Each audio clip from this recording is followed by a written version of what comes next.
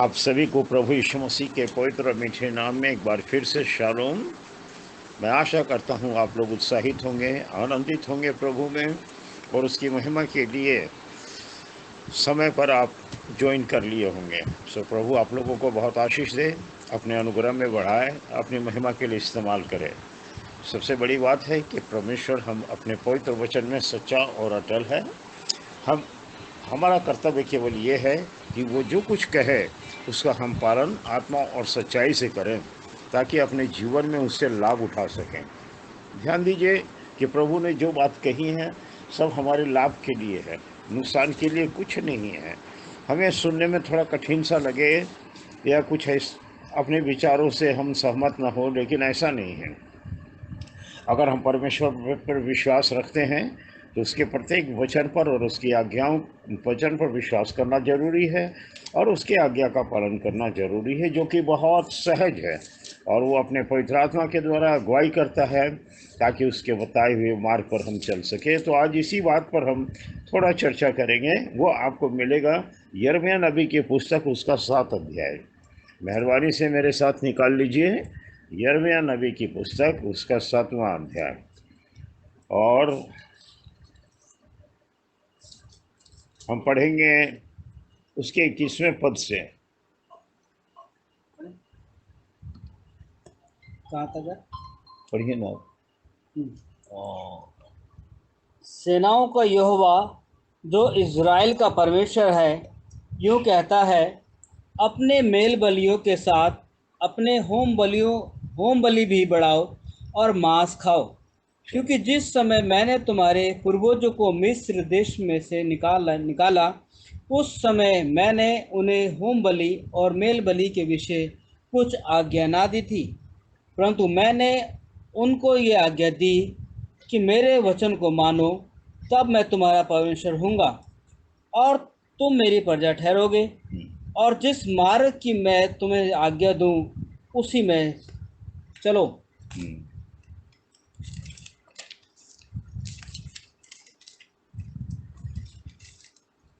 तब तुम्हारा भला होगा। पर उन्होंने मेरी ना सुनी और ना मेरी बातों पर कान लगाया। वह अपनी ही युक्तियों और अपने बुरे मन के हट पर चलते रहे और पीछे हट गए, पर आगे ना बढ़े। जिस दिन तुम्हारा पुरखा मिस्र देश से निकले उस दिन से आज तक मैं तो अपने सारे दासों भविष्यद्वक्ताओं को तुम्हारे पास बड़े यत्न से लगातार भेजता रहा, परंतु उन्होंने मेरी नहीं सुनी, ना अपना कान लगाया। उन्होंने हठ किया और अपनी पुरखाओं से बढ़कर बुराइयां की हैं। पाक कलाम के पढ़े और सुने जाने पर आशीष हो। आमीन आमीन। प्रभु का धन्यवाद हो इस सुंदर वचन के लिए। परमेश्वर हमसे बहुत बड़ी चीज़ों की मांग नहीं करता है। शायद हम सोचते होंगे कि वो बहुत चीज़ों की मांग करता है, बहुत ज़्यादा चाहता है, ये करें वो करें। नहीं, प्रभु ने साफ शब्दों में कहा, जैसे कि ऊपर हमने देखा, न होम बलि वो चाहता है, न मेल बलि वो चाहता है। वो ये चाहता है केवल कि जो उसने आज्ञा दी है, परंतु मैंने तो उसको यह आज्ञा दी कि मेरे वचन को मानो, तब तुम्हारा परमेश्वर होऊंगा और तुम मेरी आज्ञा प्रजा ठहरोगे, और जिस मार्ग में तुम्हें आज्ञा दूं उसी में चलो, तब तुम्हारा भला होगा। यानी कि परमेश्वर का वचन हमारी भलाई के लिए है।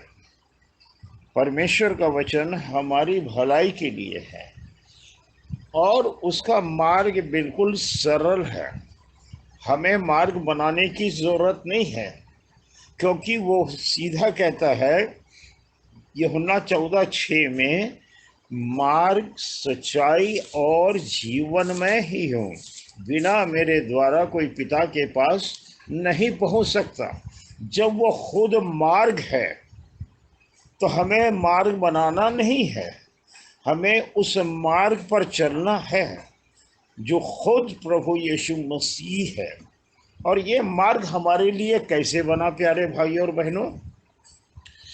आपने देखा होगा कि जब मार्ग बनाया जाता है, सड़क बनाई जाती है, तो क्या करते हैं मजदूर लोग या बुलडोजर से काफ़ी अच्छा खासा गड्ढा खोदते हैं, मिट्टी उसमें का निकाल देते हैं, फिर उसमें कंक्रीट डालते हैं, फिर मिट्टी डालते हैं, फिर छोटा साइज का कंक्रीट डालते हैं, फिर मिट्टी या बालू डालते हैं, और इस तरीके से एक प्रोसेस में चलता है। लेकिन मार्ग अभी तैयार नहीं हुआ। उसके बाद रोलर उस पर चलाया जाता है ताकि वो स्थान जो मार्ग है वो बिल्कुल समतल बन जाए, बिल्कुल सीधा सादा बन जाए, ताकि कोई उसमें ठोकर ना खाए, और तब जाकर के उस पर गरम गरम राल और पीच तारकोल जिसको कहते हैं कंकड़ मिला हुआ, उसको चलाते हैं और फिर उसको रोलर से बराबर करते हैं। सो बहुत मेहनत के बाद एक सड़क का निर्माण होता है, और आप लोग बहुत अच्छी तरीके से जानते हैं जब प्रभु यीशु मसीह कहता है कि मैं मार्ग हूँ, तो आप ये समझ लें उस मार्ग के बनाने में कितनी तकलीफ हुई होगी। सोच करके देखिए, हम लोग बड़े आसानी से कहते थे मार्ग सच्चाई जीवन मैं ही हूँ और यीशु मसीह मार्ग है, लेकिन जरा इसको गंभीरता पूर्वक सोचिए कि अगर वो मार्ग बना तो कैसे बना। बिल्कुल आसानी से बन गया? जी नहीं। उसको मार्ग बनने के लिए, एक मार्ग तैयार करने के लिए जो खुद मार्ग है, और उसको किस तरीके से अपने जीवन को व्यतीत करना पड़ा। जब उसका जन्म हुआ शारीरिक रीति से, जब मरियम के गर्भ से वो उत्पन्न हुआ, आपको मालूम होना चाहिए कि हेरोदेस राजा ने 2 साल तक के बच्चों को कत्लेआम करवा दिया। क्यों करवा दिया? ताकि जो मार्ग बनाने वाला है वो सही सलामत रहे और मार्ग बनाए। सिर्फ इतना ही नहीं हुआ, जब समय का पूरा होता है तो लिखा है कि वो पकड़वाया गया। पूरा समय उसका पथरवा, कभी लोग पथरवा करने के लिए उठे, कभी उसकी निंदा करते रहे, कभी उसको भला बुरा करते रहे। ये सब क्या है? डिगिंग, मिट्टी को खोदने के बराबर हुआ, गड्ढा किया जा रहा था। और उसके बाद जिस दिन वो पकड़वाया गया, बुरी तरीके से उसका ठट्ठा किया जा गया, उसको घूंसे और थप्पड़ मारे गए, बड़े बेरहमी के साथ उसके सिर के ऊपर में कांटों का ताज रखा, ठट्ठा करने के लिए व्यंजनी वस्त्र पहनाया, हाथ में सरकंडा दिया और उसका मजाक बनाने लगे। उसके बाद 39 कोड़े भी उसके पीठ पर पड़े, पीठ को चिथड़ा कर दिया गया। इतना ही नहीं, वध स्तंभ तक, उस गोलगत्ता तक जाने के लिए वध स्तंभ को वो अपने पीठ पर उठाए हुए चला, गिरता गिरता था, कोड़े मार खाता था, कोड़े मारे जाते थे, और इस तरीके से वो वहाँ गया और उसी वध स्तंभ में उसको ठोक करके, कीलों से जड़ करके खड़ा कर दिया। और फाइनल टच जो था वो ये था कि रोमी हुकूमत का एक सैनिक भाला मारा और उससे खून और पानी की धारा बहने के लिए। ये था सड़क बना। जरा सोच करके देखिए, प्रभु यीशु कहता है कि अगर मार्ग मैं हूँ तो हम उसको ऊपर में चल रहे हैं। आज कहाँ ये मार्ग हमें ले करके जाएगा? ये हमें कल बम्बई से कलकत्ता नहीं और कलकत्ता से दिल्ली नहीं। ये मार्ग जो प्रभु यीशु मसीह बना हमारे लिए, क्यों बना? ताकि हमें आनंद जीवन दे और उस स्वर्गीय स्थान में हमें पहुंचाए जो पिता ने जगत की उत्पत्ति से पहले हमारे लिए और आपके लिए तैयार करके रखा, अपने मन में ठाना। और इसलिए वो कहता है कि मेरे वचन को मानो, परमेश्वर के वचन को मानो, परमेश्वर के वचन को मानो। लेकिन जगत क्या कर रहा है? परमेश्वर के वचन को छोड़कर आज मनुष्यों की बातों के ऊपर में मन लगा रहा है। बहुत ज्यादा पंथवाद प्रबल प्रबल हो रहा है, झूठी शिक्षाएं प्रबल हो रही है, झूठे नबी झूठी भविष्यवाणी कर रहे हैं, अंदाजी ढेला मारते हैं और कहते हैं कि परमेश्वर ने मुझसे कहा। मेरे भाइयों बहनों, ऐसा नहीं है। जो भी काम इस पृथ्वी के ऊपर में होगा परमेश्वर की सिद्ध इच्छा के अनुसार होगा, और वही होगा जो उसने अपने नबियों के द्वारा भविष्यवाणी के द्वारा कही है। और जब तक वो बातें पूरी नहीं होगी तब तक कुछ नहीं होगा। और इसलिए अभी जो वक्त है, ये ऑनलाइन सभाएं हो रही है, केवल इसलिए नहीं हो रही है कि हम कुछ भजन गाएं, प्रार्थना करें और संदेश सुने और घर चले जाएं। अब वो वक्त नहीं है।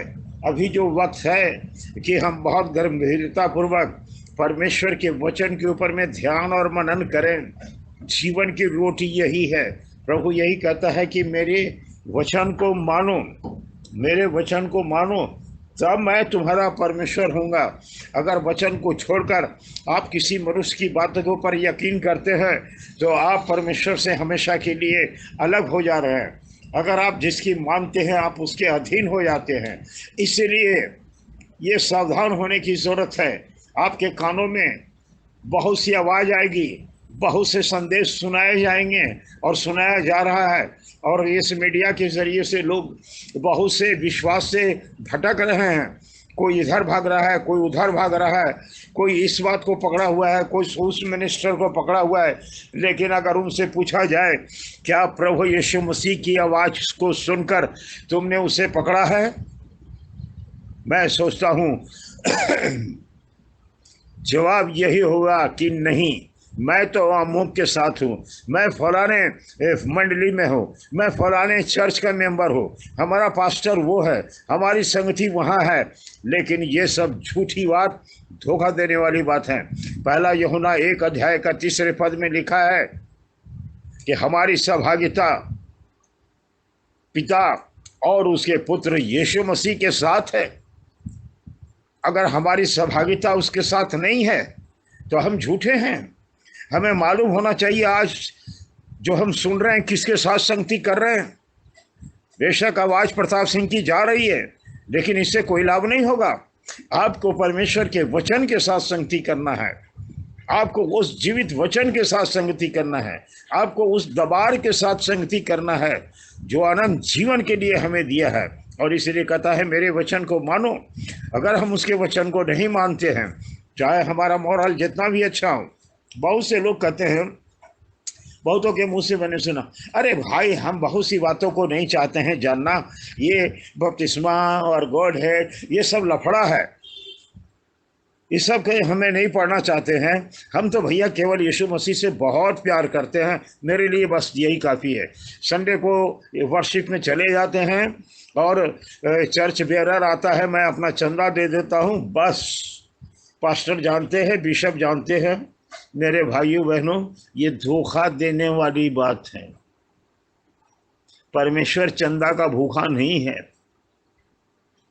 परमेश्वर भूखा केवल इस बात का है, परमेश्वर की लालसा केवल इस बात की है कि हम जो परमेश्वर की संतान कहलाते हैं उसके घर में हम वास करें, हम उसके घर में रह करके, लिखा है भजन संहिता में, क्या ही धन्य है वो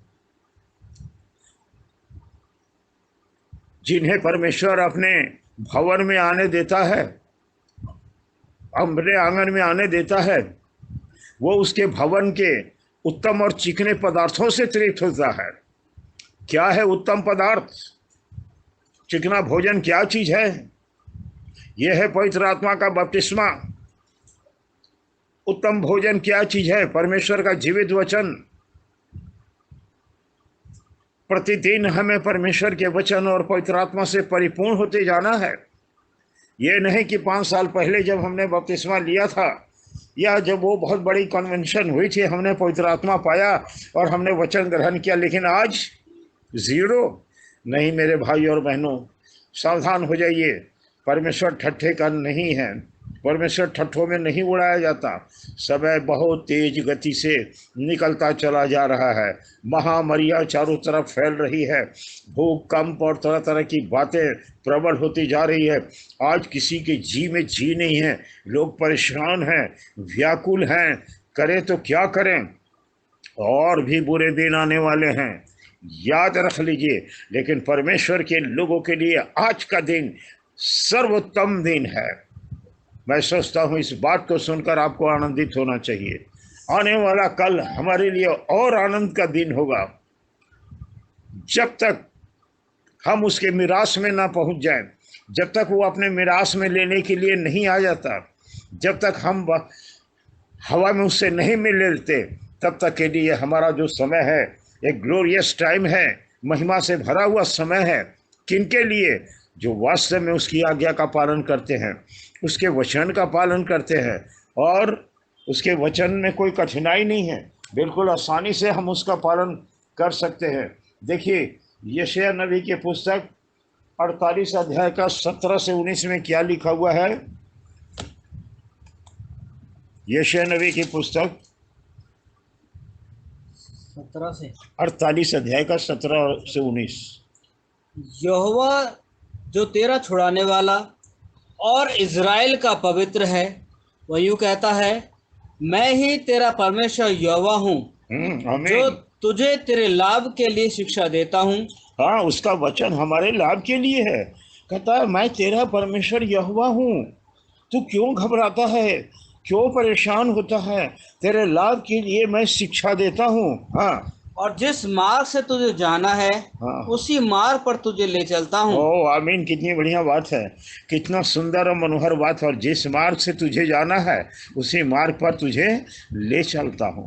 ओह, हमारा पिता कितना महान है, हमारा प्रभु यीशु मसीह कितना महान है। वो मार्ग भी है और उस मार्ग पर चलने के लिए वो हमारे हाथ पकड़ के ले चलता है। चलिए, और भला होता कि तूने मेरी आज्ञा को ध्यान से सुना होता, हाँ, तब तेरी शांति नदी के समान और तेरी धार्मिकता समुद्र की लहरों के समान होती। आमीन, तेरा वंश बालू के किनकों के तुल्य होता और तेरी निज संतान उसके कणों के समान होती।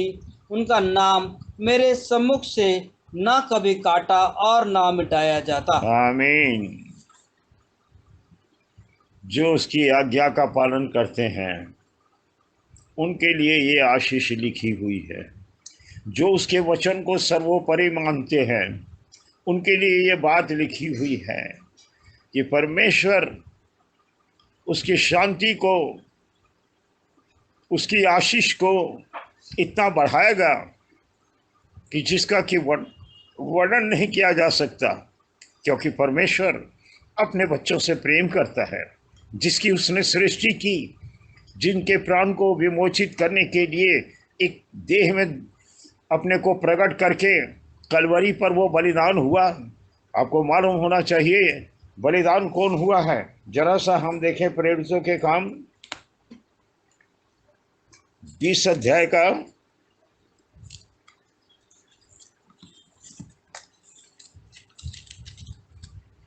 20 अध्याय का 29 पद,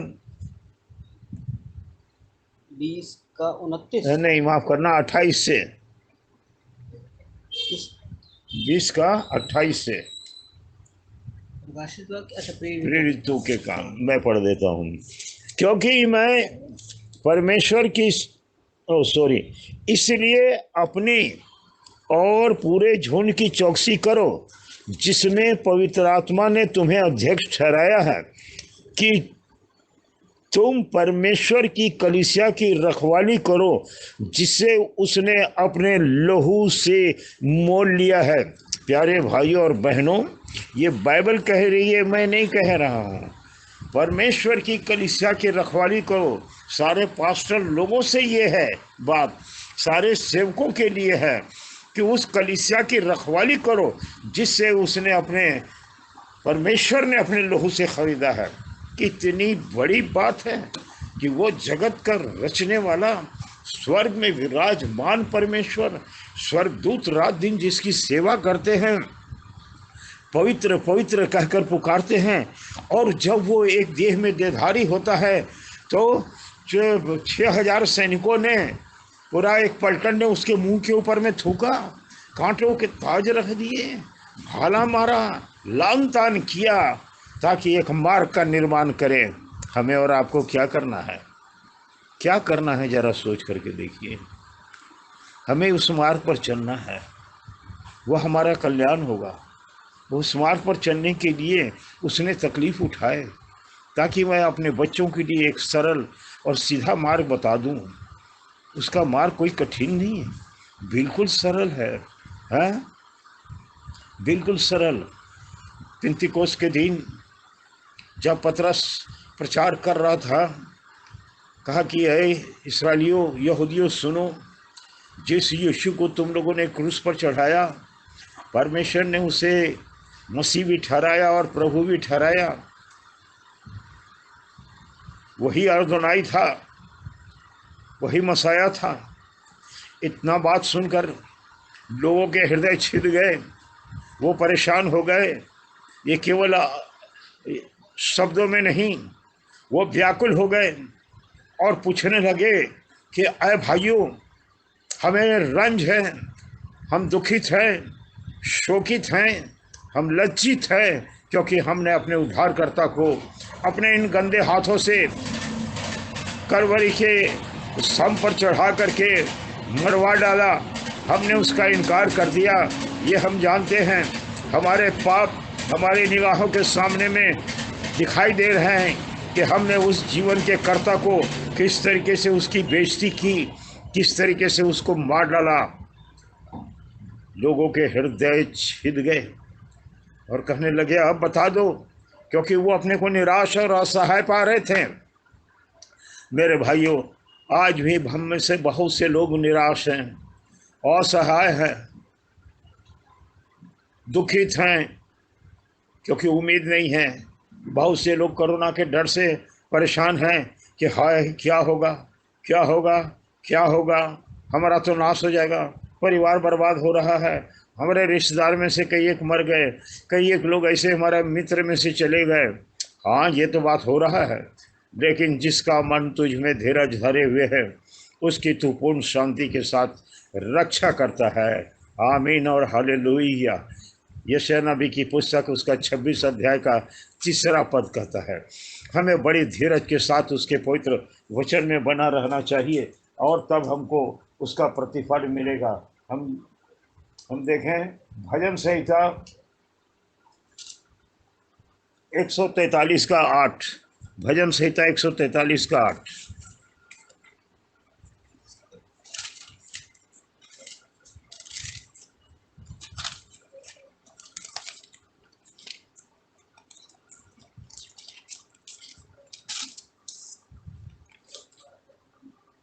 अपनी करुणा की बात मुझे शीघ्र सुना, क्योंकि मैंने तुझी पर भरोसा रखा है। जिस मार्ग से मुझे चलना है वह मुझको बता दे, क्योंकि मैं अपना मन तेरी ही ओर लगाता हूँ। हाँ, जिसका मन यहोवा परमेश्वर की तरफ लगा होता है, तो वो परमेश्वर उनको मार्ग बतलाता है। चाहे जितना बड़ा भयानक तूफान आए, जितनी बड़ी बीमारियां क्यों ना हो जाए, पृथ्वी पर उथल पुथल क्यों ना हो, अगर हमारा ध्यान उसकी ओर लगा हुआ है, तो वो हमें मार्ग बताता है। हमें क्या करना चाहिए, क्या नहीं करना चाहिए, वो अपना मार्ग दिखाता है। प्यारे भाई और बहनों, ये परमेश्वर का वचन है, और ये जीवित वचन है, और ये सच्चा वचन है, किसी कीमत पर बदल नहीं सकता। आप निराश न हो, बीमारियों को देखकर, अभाव को देखकर, तकलीफ़ों को देखकर आनंदित और मगन होइए। जब बाइबल बतलाती है लूका 21 में कि जब तुम इन बातों को होते देखो, अपनी निगाह ऊपर की ओर उठाना, तुम्हारा छुटकारा निकट होगा। आमीन। बिल्कुल हमारा छुटकारे का समय निकट आते जा रहा है। यहाँ जो अभी पढ़ा गया है भजन संहिता 143 और उसका 8वां पद, यहाँ पर हिंदी में थोड़ा सा गलत है। मैं उसको सुधार देना चाहता हूँ, आप लोग ध्यान से सुन लें।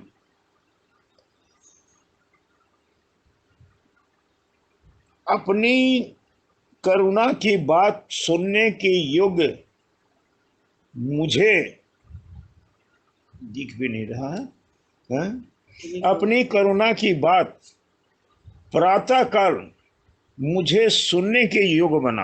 अपनी करुणा की बात मॉर्निंग आवर, भोर के समय सुनने के लिए योग्य बना।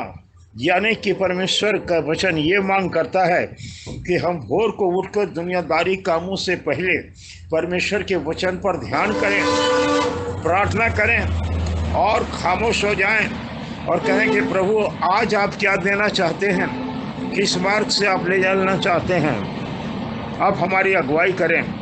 क्योंकि यशायाह नबी की पुस्तक 50 अध्याय में लिखा हुआ है, वो शिष्य के समान मुझे जगाता और भोर को मेरे कान को खोलता है ताकि मैं उसकी आवाज़ को सुन सकूं।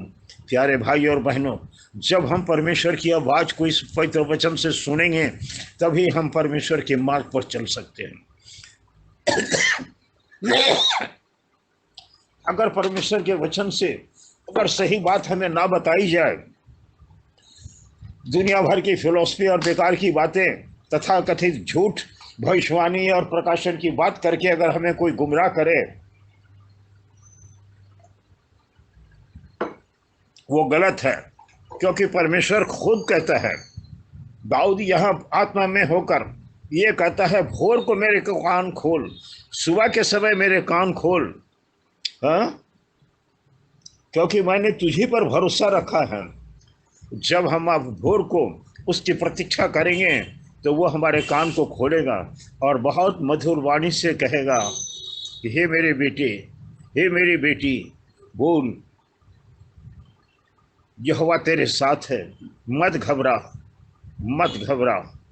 और फिर क्या कहता है, जिस मार्ग में तुझे चलना है जिस मार्ग में मुझे चलना है वह मुझको बता दे। दाऊद प्रार्थना करता है, आज हम लोगों के लिए भी यही ज़रूरी है कि हे प्रभु तू हमें बता, आज की तारीख तक जो हमने जीवन व्यतीत किया क्या ये सही है? मेरी कमियों को मुझ पर प्रकट कर ताकि मैं अपने को सुधारते हुए जीवन के पथ पर चल सकूं। और मुझे मालूम है कि मैं अकेला नहीं चलूँगा, परंतु आप हमारे साथ रहेंगे, आपकी अगुवाई में हम चलेंगे। प्रतिज्ञा का वचन से भरा हुआ है ये बाइबल, और इसीलिए वो भोर को, इससे पहले कि हम दुनिया को देखें, इससे पहले हमारे मुंह से कोई और शब्द निकले, हम अपने यहोवा परमेश्वर की बड़ाई करें, उस यहोशुआ मसीह का जो हमारा अद्वैत स्वामी है, प्रभु और परमेश्वर है, जिसने कलवरी पर अपना प्राण बलिदान करके हमारे लिए अब एक मार्ग तैयार किया, अपने पवित्र लहू से हमें खरीद लिया ताकि हम उसकी संतान कहलाएं। सो प्यारे भाई और बहनों, चंद एक वर्ष और यिर्मयाह 21 अध्याय का 8 देखें क्या लिखा हुआ है। यिर्मयाह 21 अध्याय का 8वां पद।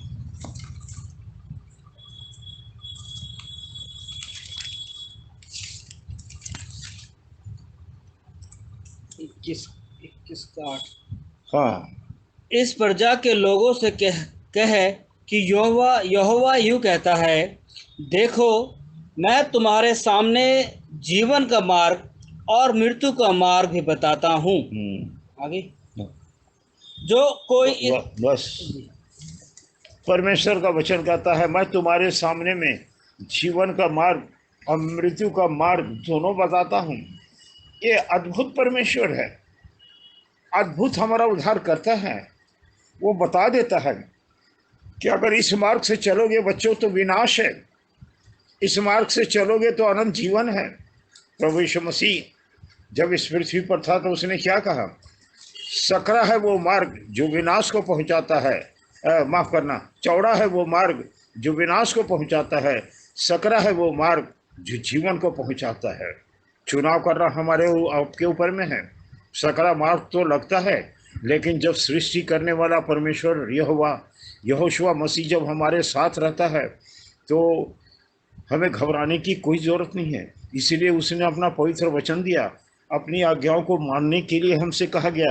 वो बहुत बड़ी चीज़ों की मांग नहीं कर रहा है, वो यही चाहता है कि हम परमेश्वर के बताए हुए मार्ग पर चलें। लेकिन लोग क्या करते हैं, देखिए नीति वचन 14 का 12 में क्या लिखा हुआ है? नीति वचन 14 का 12 में